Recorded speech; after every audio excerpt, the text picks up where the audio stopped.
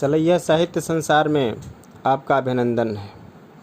मैं यह हूँ, मैं वह हूँ ललित निबंध से आपका पुनः अभिनंदन करते हैं। कन्हैयालाल मिश्र प्रभाकर ने जीवन के बारे में बड़ा विशद वर्णन किया है। आज उसी का वाचन आपके समक्ष प्रस्तुत है। हिंदी के एक प्रख्यात लेखक से उनके एक साथी ने एक बार पूछा कि आपको अपनी अमुक कहानी के संबंध में क्या कहना है, क्या राय है। कहानी लेखक महाशय बोले, मेरा काम कहानी लिखना है, सो मैंने कर दिया। अब उस पर सम्मति देना कि वह कैसी रही यह आपका काम है। भला अपना काम आप मुझे क्यों कराना चाहते हैं? इस प्रश्न और उसके उत्तर से स्पष्ट है कि लेखक के लिए पूरा अवसर था कि वह अपनी प्रशंसा स्वयं कर सके, पर उसने इसका वैसा उपयोग नहीं किया। हम कह सकते हैं कि यह उसकी शालीनता थी और यूँ हम में प्रशंसा पा गया। एक दूसरे लेखक हैं, उनकी पुस्तक पढ़कर एक दूसरे साथी ने उनसे कहा, आपकी यह पुस्तक बड़ी अच्छी रही। लेखक महोदय हाथ जोड़कर खिसियाते से बोले, अजी पुस्तक तो आपकी है, हम तो यूँ ही कागज़ काला करते हैं। इस प्रश्न और उसके उत्तर से स्पष्ट है कि लेखक अपनी पुस्तक की उस प्रशंसा को काफ़ी नहीं समझता और अपनी सामाजिक चतुरता से वह अपने साथी को मजबूर कर रहा है कि वह उस पुस्तक की और अधिक प्रशंसा करे। एक तीसरे लेखक हैं, अभी हाल ही में उनकी एक पुस्तक छपी है। उस दिन रास्ते में मिल गए और मिलते ही बोले, भाई साहब हमारी पुस्तक आपने पढ़ी? मैंने कहा हाँ देखी तो थी, खूब लिखते हैं आप। बोले आजकल धूम है हिंदी में उस पुस्तक की, मुझे काम जाना है। इसलिए मैं उन्हें धकेलते से हुए कहा, अरे साहब आपकी धूम न होगी तो किसकी होगी? मेरा ख्याल था कि अब वे मुझसे जाने न देंगे, पर उन्होंने ज़ोर से ठहाका मारकर हाथ मिलाने के ढंग पर मेरा हाथ थाम लिया और हाथ पकड़े बोले, भाई साहब हमारी यह पहली ही पुस्तक है और श्रीयुत क, श्रीयुत ट और श्रीयुत श की कई पुस्तकें निकल चुकी हैं, पर हमने उन्हें पहली पुस्तक में ही पछाड़ दिया है। यह आपकी कृपा है। अब बताइए मैं क्या कहूँ? क्या कहकर अपनी प्रतिष्ठा कम करूं कि नहीं जी मेरी कृपा में यह ताकत कहाँ से आपको सर्वश्री क ट श को पछाड़ने की शक्ति दे सके, या यह कहकर आप ही हाथों को बेवकूफ़ बनाऊं कि हाँ जी यह बात है बहुत, आपने सचमुच अपनी पहली ही पुस्तक में उन तीनों अंग्रेज़ों को चारों खाने चित दे मारा। आखिर क्या कहूँ मैं उनसे? चुप रहूँ? यह आपकी राय है, पर मालूम होता है कि आप राय के ही बहादुर हैं, तभी तो आपकी यह राय है। यह राय देते समय आपने इस बात पर ध्यान नहीं दिया कि मेरा हाथ उनके हाथ से इस तरह दबा हुआ है कि जैसे कन्यादान के समय दुल्हन का हाथ दूल्हे के हाथ में होता है कि दुल्हन चाहे तब भी उसे खींच नहीं सकती। फिर वहाँ तो सामाजिक मर्यादा का बंधन होता है, यहाँ ताकत का सवाल है। आप देख रहे हैं कि लेखक महोदय ने मेरा हाथ इस तरह कसकर चुस्त चौकस हाथ थाम रखा है कि जैसे कोई समझदार डॉक्टर मेरे हाथ की टूटी हुई हड्डी का अंदाज़ा ले रहा हो। तो मतलब यह है कि मैं कन्नी नहीं काट सकता और मौन धारण करके पीछा छुड़ाने का भी अवसर मुझे मिल जाए, यह संभव नहीं। यह देखिए मेरे मित्र मेरा हाथ दबाकर मुझ पर उत्तर का तकाजा कर रहे हैं। बात यह है कि मेरे मित्र समझदार हैं और खूब जानते हैं कि नींबू हो या संतरा, रस दबाव से ही निकलता है। तो मुझे उनकी बात पर कुछ कहना ही पड़ेगा, और उनकी बात है कि भाई साहब हमारी यह पुस्तक है और श्रीयुत क, श्रीयुत ट और श्रीयुत श की कई पुस्तकें निकल चुकी हैं, पर हमने उन्हें पहली ही पुस्तक में पछाड़ दिया। यह सब आपकी कृपा है। सत्य को रक्षा का आश्वासन और असत्य को थपथपी देते हुए मैंने कहा, जी बहुत से खिलाड़ी ऐसे होते हैं जो फील्ड में उतरते ही दर्शकों का मन मोह लेते हैं। लेखक महोदय के चेहरे पर मुस्कान की लहर खिल गई और तब उत्साह क्या उल्लास में भरकर उन्होंने पूरे जोर से मेरा हाथ झकझोर दिया। मैंने इसे इस चौराहा चौकड़ी का विदाई पत्र समझा और अपनी तरफ से भी इसमें अच्छा खासा हिस्सा लिया, पर मेरा यह सोचना मेरी भूल थी, क्योंकि मेरा हाथ अब भी उनके हाथ में सच मानिए उसी तरह दबा था जैसे जिल्द साज के शिकंजे में किताब कशी रहती है। कसे ही कसे बोले, भाई साहब आपको मालूम है कि विख्यात समालोचक डॉक्टर शिव कुमार शर्मा ने हमारी पुस्तक पर क्या सम्मति दी है? जी नहीं, मुझे मालूम नहीं। मैंने यह कहा तो आश्चर्य से वो बोले, वाह वाह, उस संपत्ति की जो आजकल साथियों में धूम है, आपको उसका पता भी नहीं। मौन रहकर मुझे मानना पड़ा कि मुझसे साहित्य देवता के मंदिर में वह भयंकर भूल हो गई कि अभी तक मुझे इनकी पुस्तक के संबंध में लिखी डॉक्टर शर्मा की उस सम्मति का ज्ञान नहीं हुआ जो किसी को नहीं दिखाया। हाँ, उन्हीं के शब्दों में जिसकी आजकल साथियों में धूम है। मेरे मौन की प्रसन्नता की बात है कि उन्होंने काफ़ी गंभीर प्रायश्चित मान लिया और बोले, भाई साहब, डॉक्टर शर्मा ने कहा कि इस पुस्तक में जो निबंध संकलित किए गए हैं उन्होंने हिंदी में एक नई शैली को जन्म दिया है जो शताब्दियों तक भावी लेखकों को राह दिखाएगी। अब मैंने धार को काटने की मूर्खता और उसके साथ तैरने में अक्लमंदी मान ली थी। तैराकी का आनंद लेते हुए मैंने कहा, वाह, तब तो यह निश्चय है कि ईसा की 3री शताब्दी में निबंधों के जो क्लासिकल संकलन छपेंगे उनमें आपके निबंधों को भी ऊंचा स्थान मिलेगा। लेखक महोदय फूलकर कुप्पा हो गए और फूंट की तरह खिलकर बोले, यह सब आपका आशीर्वाद है भाई साहब। अच्छा, आपको इस बारे में एक बात और बताऊं, मुझे तो अब जमकर तैरना था, इसलिए हाँ, ज़रूर बताइए। तो हमारी राष्ट्रभाषा के लिए बहुत ही गौरव की बात है। मैंने देखा कि उनके चेहरे पर एक नई चमक ही नहीं आई, स्वर भी भुरभुरा हो गया, जैसा कि अक्सर आपने मौन दिए शक्कर पारे में अनुभव किया होगा। बोले, इसे आप अहंकार की बात ना समझें। मेरा यह विश्वास है कि मेरे इन निबंधों ने कहीं कहीं तो विश्वविख्यात अमेरिकन निबंध लेखक इमर्सन के निबंधों को फीका कर दिया है। जरा रुककर बोले, आप देख लीजिएगा कि आज नहीं तो कल यह बात आलोचकों को झक मारकर स्वीकार करनी पड़ेगी और मेरे निबंधों का अनुवाद शीघ्र ही संसार की सब भाषाओं में हो जाएगा। यह सब सुना तो मैं तैरना भूलकर अवाक रह गया। अवाक जैसे पत्थर की मूर्ति, मेरे दिल की धड़कन ही धीमी नहीं पड़ी, आंखें भी खुली ही रह गईं। मैं क्या सोच रहा था? सच यह है कि कुछ भी सोचने लायक मैं नहीं था। हर एक मानसिक सन्नाटा मुझ पर छा रहा था।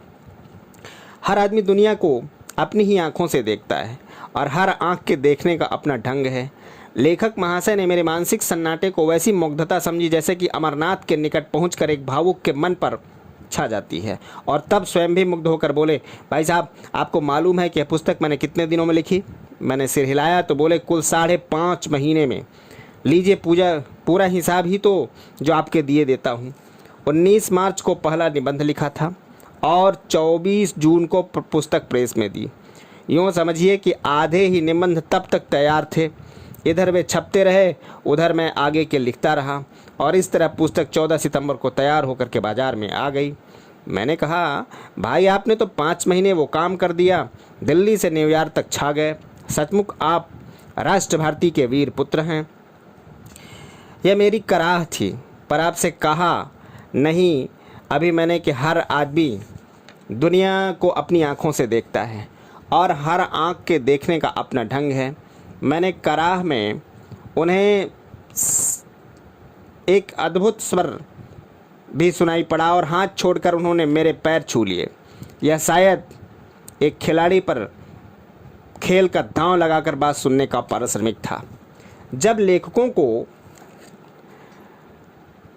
अपनी बात निकालनी होती है तो एक और सुन लीजिए। हमारे देश में ईसा की 20वीं शताब्दी के आरंभिक भाग में एक ऐसे लेखक हो गए हैं जिन्हें हमारे साहित्य का ही नहीं, हमारे राष्ट्र का इतिहास सदा आदर के साथ याद करेगा। उन्होंने तो अपने उभरते दिनों में एक मासिक पत्रिका के विशेषांक का संपादन किया। विशेषांक में लेख लिखे थे, कविताएं थी, गद्यगीत थे, आलोचनाएं थीं, परिचय थे, टिप्पणियां थीं, यात्रा वृत्तांत थे, अनुसंधानों की भूमिकाएं थीं। संक्षेप में कि सर्वांगपूर्ण विशेषांक था यह। आलोचकों ने लिखा कि हर एक अधिकारी लेखक से ही लिखा करके संपादक महाशय ने इस विशेषांक को एक गुलदस्ता बना दिया है। बाद में धीरे से बात की पुड़िया खोल दी गई कि ये सब रचनाएं उन विशेषांक संपादक द्वारा ही रची गई थीं। बस फिर क्या था, पत्रों में इस समाचार की ही डोंडी नहीं पिटी। इस समाचार पर नफीसी भी बजाई गई और अनेक कार्यालयों में एक साथ उन महाशय की चौमुखी प्रतिभा का जयघोष हुआ। ये 4 नमूने आपके पास, इनमें विभिन्नता है। ये चारों अलग अलग मानसिक मानदंडों के प्रतिनिधि हैं, पर इनमें एक बात समान है कि सभी अपनी प्रशंसा चाहते हैं। इस समानता को देखकर क्या हम जीवन शास्त्र का यह सामान्य सूत्र रच सकते हैं कि आत्म प्रशंसा मनुष्य की एक स्वाभाविक प्रवृत्ति है। निश्चय ही हम इस सूत्र की रचना कर सकते हैं, पर इसे रचकर हम कहीं उलझना न पड़े यह संभव नहीं है, क्योंकि सूत्र की रचना करते ही एक तीखे प्रश्न का हमें सामना करना पड़ेगा। और वह प्रश्न यह है कि जब हम अपनी प्रशंसा के प्रसन्न होने की वृत्ति मनुष्य में स्वाभाविक है, तो चौराहे पर मिले लेखक महाशय की बातें सुनकर हमारे मन में वह तृष्णा क्यों पैदा हुई। वे बेचारे अपनी प्रशंसा ही तो कर रहे थे। प्रश्न सचमुच तीखा है और अपने लिए जगह चाहता है। यह जगह देनी पड़ेगी और हम इस तरह कहेंगे कि अपनी प्रशंसा से प्रसन्न होने की वृत्ति मनुष्य में स्वाभाविक है, और इस वृत्ति के वश में होकर के यहाँ तक बढ़ जाना कि हम अपनी प्रशंसा आप स्वयं करने लगें, जीवन की हमारे चरित्र की एक हीनता है। इसे हम यूँ समझें कि भोजन मनुष्य की स्वाभाविक वृत्ति है, पर बासी होकर और सड़कर यही भोजन विष हो जाता है। संसार के महान जीवन शास्त्री भगवान कृष्ण ने तो इस हीनता को आत्महत्या ही कहा है। यह कहना भी एक कहानी है, लीजिए यह कहानी भी सुन लीजिए। महाबली अर्जुन की यह प्रतिज्ञा थी कि जो मेरे धनुष गांडीव की निंदा करेगा मैं उसकी हत्या करके ही जल जाऊंगा, या उसकी हत्या करके मैं जल पीऊंगा। घर में सब लोगों को यह मालूम था, पर शोक का आवेग प्रबल होता है। युधिष्ठिर ही उस दिन कह बैठे कि धिक्कार अर्जुन तेरे गांडीव को, जो वह अभिमन्यु की रक्षा न कर सका। अर्जुन ने कहा, यह तो जो कुछ है सो ठीक है, पर आप जीवित नहीं रह सकते और मैं आपकी हत्या करके ही जल पीऊँगा। अर्जुन की बात सुनी तो सब सन्न, क्योंकि सभी उसकी गंभीरता से परिचित थे। मामला बिगड़ता देख कृष्ण बीच में आ बैठे और बोले, ठीक है, तुम्हारी प्रतिज्ञा की पूर्ति होनी चाहिए, क्योंकि जिसकी प्रतिज्ञा अपूर्ण रहे वह कैसा क्षत्रिय।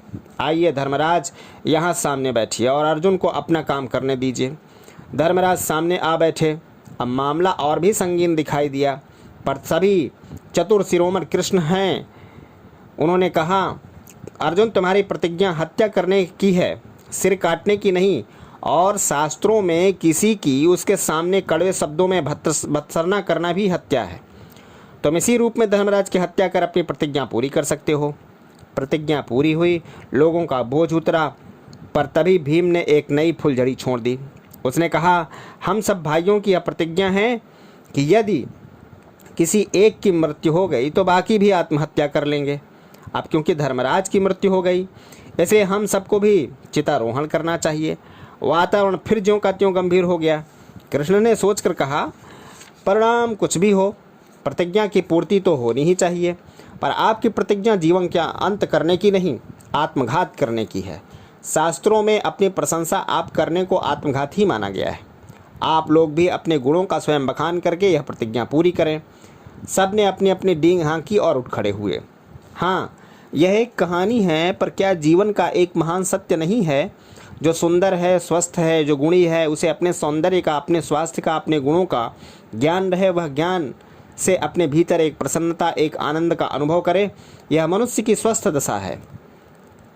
वह यह चाहे कि मैं अपने सौंदर्य, अपने स्वास्थ्य और अपने गुणों को दूसरों के मस्तिष्क में ठूंसूं और विवश करूं कि वे उनका महत्व स्वीकार ही न करें, उनकी घोषणा भी करें। यह मनुष्य की अस्वस्थ दशा है। अपनी प्रशंसा आप करने की वृत्ति इस अस्वस्थता को वैसे ही बाहर प्रकट करती है जैसे देह के भीतर की गंदगी को फोड़े। तो क्या यह एक मानसिक रोग है? प्रश्न ठीक है और उत्तर है हाँ, यह एक मानसिक रोग है। यह उत्तर निश्चय ही एक नए प्रश्न को जन्म देगा। नया प्रश्न यह होगा कि रोग के निवारण का उपाय करना रोगी का भी कर्तव्य है और समाज का भी। तो इस रोग के निवारण का उपाय क्या है? उपाय है, और वह बहुत कठिन भी नहीं है। जिन्हें यह रोग है वे उसे उसकी हीनता को अनुभव करें और बार बार सोचें कि वे इस हीनता का शिकार होकर के समाज की आंखों में न गिरेंगे। बार बार के इस चिंतन से उनका रोग निश्चय ही घटेगा, पर उनके साथ ही समाज को भी अपने हिस्से का काम करना पड़ेगा। वह यह कि जिनकी जितनी प्रशंसा होनी उचित है उतनी प्रशंसा करने में वह कृपण न हो, और जो प्रशंसा के पात्र नहीं हैं किसी भी कारण से उनकी प्रशंसा ना करें। यह बहुत ही महत्वपूर्ण बात है, क्योंकि जब हम उचित प्रशंसा नहीं कर पाते हैं और इससे भी बढ़कर उन्हें प्रशंसा देख पाते हैं या देखते हैं तो हमारी अपेक्षा गुणहीन है, तो हम में प्रशंसा आप करने की हीनता उत्पन्न हो जाती है। जय हिंद, वंदे मातरम।